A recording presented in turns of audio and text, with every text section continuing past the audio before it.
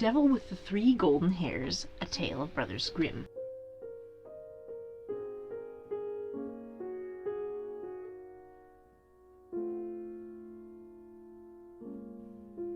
There was once a poor woman who gave birth to a little son, and as he came into the world with a caul on, it was predicted in his 14th year he would have the king's daughter for his wife. It happened soon afterwards the king came into the village, and no one knew that he was the king, and when he asked the people what news there was, they answered, "A child has just been born with a caul on. Whatever anyone so born undertakes turns out well. It's prophesied, too, that in his 14th year he will have the king's daughter to wife." The king, who had a bad heart and was quite angry about the prophecy, went to the parents and, seeming friendly, said, "You poor people, let me have your child, and I will take care of it." At first they refused, but when the stranger offered them a large amount of gold for it, they thought, "It is a luck child, everything must turn out well for it." They at last consented and gave him the child.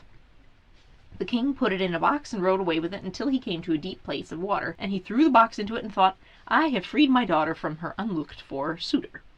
The box, however, did not sink, but floated like a little boat, and not a drop of water made its way into it. It floated to within 2 miles of the king's chief city, where there was a mill, and it came to a standstill at the mill dam. A miller's boy, who by good luck was standing there, noticed it and pulled it out with a hook, thinking he had found quite a great treasure, but when he opened it there lay a pretty boy inside, fresh and lively.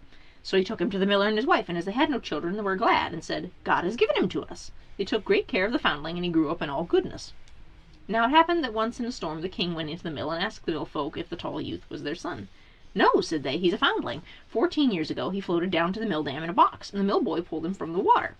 Then the king knew it was none other than the luck child that he had thrown into the water, and he said, "My good people, could not the youth take a letter to the queen? I shall give him 2 gold pieces as a reward." "As the king commands," answered they, and they told the boy to hold himself in readiness. Then the king wrote a letter to the queen, in which he said, "As soon as the boy arrives with this letter, let him be killed and buried. All must be done before I come home." Now the boy set out with this letter, but lost his way, and in the evening he came to a large forest. In the darkness he saw a small light. He went toward it and reached a cottage. When he went in, an old woman was sitting by the fire quite alone, and she started when she saw the boy, and said, "From whence do you come, and whither are you going?" "I have come from the mill," he answered. "I wish to go to the queen, to whom I am taking a letter, but as I have lost my way in the forest, I would like to stay here overnight."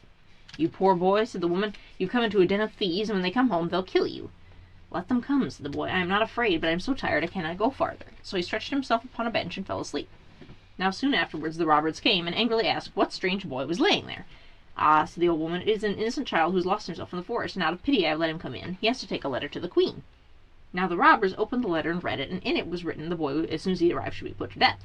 So the hard-hearted robbers felt pity, and their leader tore up the letter and wrote another, saying, as soon as the boy came, he should be married at once to the king's daughter.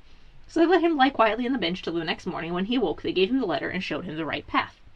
The queen, when she had received the letter and read it, did as was bidden, and had a splendid wedding feast prepared, and the king's daughter was married to the luck child, and as the youth was handsome and agreeable, she lived with him in joy and contentment.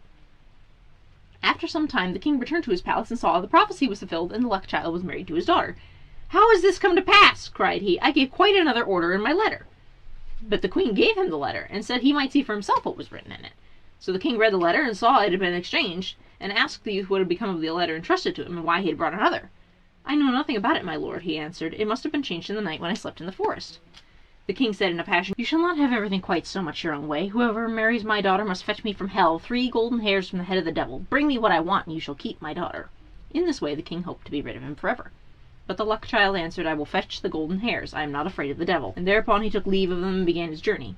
The road led him to a large town, where the watchman by the way gates asked him what his trade was, and what he knew. "I know everything," said the luck child. "Then you can do us a favor," said the watchman, "if you will tell us why our market fountain, which once flowed with wine, has become dry and no longer even gives water." "Then you shall know," answered he, "but wait till I come back." He went farther, and he came to another town, and there also the gatekeeper asked him what was his trade and what he knew. "I know everything," answered he. "Then you can do us a favor, and tell us why a tree in our town which once bore golden apples now does not even put forth leaves." "You shall know it," answered he, "but wait till I come back." Then he went on and came to a wide river over which he must go. The ferryman asked him what his trade was and what he knew. "I know everything," he answered. "Then you can do me a favor," said the ferryman, "and tell me why I must always be rowing backward and forward and never am set free." "You shall know that," answered he, "but wait till I come back." When he had crossed the water he found the entrance to hell. It was black and sooty within, and the devil was not at home, but his grandmother was sitting in a large warm chair. "What do you want?" asked she, but she did not look so very wicked. "I should like to have 3 golden hairs from the devil's head," answered he, "else I cannot keep my wife." "That is a good deal to ask for," she said. But if the devil comes home and finds you, it will cost you your life, but as I pity you, I will see if I can help you." She changed him into an ant, and said, "Creep into the folds of my dress, and you will be safe there." "Yes," answered he, "so far so good, but there are 3 things beside that I would like to know. Why a fountain that once flowed with wine has become dry, and no longer even gives water. Why a tree which once bore golden apples does not even put forth leaves, and why a ferryman must always be going backwards and forwards and never is set free." "Those are difficult questions," she answered, "but be silent and quiet, and pay attention to what the devil says when I pull out the 3 golden hairs." As the evening went on, the devil returned home. No sooner had he entered than he noticed the air was not pure. "I smell man's flesh," said he. "All is not right here." So he pried into every corner, and searched, but could not find anything. So his grandmother scolded him. "It has just been swept," she said, "and everything has been put in order, and you're upsetting it again. You've always got man's flesh in your nose. Sit and eat your supper." When he had eaten and drunk, he was tired, and laid his head in his grandmother's lap, and before long he was fast asleep, snoring and breathing heavily. Then the old woman took hold of a golden hair, pulled it out, and laid it down near her. "Ow!" cried the devil. "What are you doing?" "I have had a bad dream," answered the grandmother, "and I seized hold of your hair." "What did you dream, then?" said the devil. "I dreamed a fountain in a marketplace from which wine once flowed was dried up, and not even water could flow out of it. What is the cause of it?" "Oh, if they did not but know it," answered the devil, "there's a toad sitting under a stone in the well. If they killed it, the wine would flow again." He went to sleep again, and snored until the windows shook. Then she pulled the 2nd hair out. "Ha! What are you doing?" cried the devil angrily. "Do not take it ill," said she. "I did it in a dream." "What have you dreamt this time?" asked he. "I dreamt in a certain kingdom there stood an apple tree, which had once borne golden apples, but now would not even bear leaves. What do you think was the reason?" "If they knew," answered the devil, "a mouse is gnawing at the root. If they killed us, they would have golden apples again, but if it gnaws much longer, the tree will wither altogether. Leave me alone with your dreams. If you disturb me in my sleep again, you will get a box on the ear." The grandmother spoke gently to him until he fell asleep again and snored, and then she took hold of the 3rd golden hair and pulled it out. The devil jumped up, roared out, and would have treated her ill if she had not quieted him once more and said, "Who can help bad dreams?" "What was the dream, then?" he asked, quite curious. "I dreamt of a ferryman who complained he must always ferry from one side to the other and was never released. What is the cause of it?" "The fool," answered the devil. "When anyone comes and wants to go across, he must put the oar in his hand, and the other man will have to ferry, and he will be free." As the grandmother had plucked out the 3 golden hairs and the 3 questions answered, she let the old serpent alone, and he slept till daybreak. Now when the devil had gone out again, the old woman took the ant out of the folds of her dress and gave the luck child his human shape again. "There are the 3 golden hairs for you," said she. "What the devil said to your 3 questions, I suppose you heard?" "Yes," he answered, "I heard, and I will take care to remember." "You have what you want," said she. "Now go your way." He thanked the old woman for helping him in his need, and left hell well content that everything had turned out so fortunately. When he came to the ferryman, he was expected to give the promised answer. "Ferry me across first," said the luck child, "then I will tell you how you can be set free." And when he reached the opposite shore, he gave him the devil's advice. "Next time anyone comes who wants to be ferried over, just put the oar in his hand." He went on and came to the town wherein stood the unfruitful tree, and there too the watchman wanted an answer. So he told him, "Kill the mouse which is gnawing at the root. Again it will bear golden apples." The watchman thanked him, and gave him as a reward 2 asses laden with gold, which followed him. At last he came to the town whose well was dry, and he told the watchman what the devil had said. "A toad is in the well beneath the stone. You must find it and kill it, and the well will again give wine in plenty." The watchman thanked him, and also gave him 2 asses laden with gold.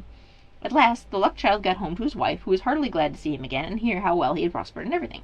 To the king he took what he had asked for, the devil's 3 golden hairs, and when the king saw the 4 asses laden with gold, he was quite content, and said, "Well, the conditions are fulfilled, and you can keep my daughter. But tell me, dear son-in-law, where did that gold come from? This is tremendous wealth." "I was rowed across a river," answered he, "and got it there. It lies on the shore instead of sand." "Can I too fetch some of it?" said the king. He was quite eager about it. "As much as you like," said he. "There's a ferryman on the river. Let him ferry you over, and you'll fill your sacks on the other side." The greedy king set out in all haste, and when he came to the river, he beckoned to the ferryman to put him across. The ferryman came and bade him get in, and when they got to the other shore, he put the oar in his hand and sprang out. From this time forth the king had to ferry as a punishment for his sins. Perhaps he is ferrying still? If it is because no one has taken the oar from him.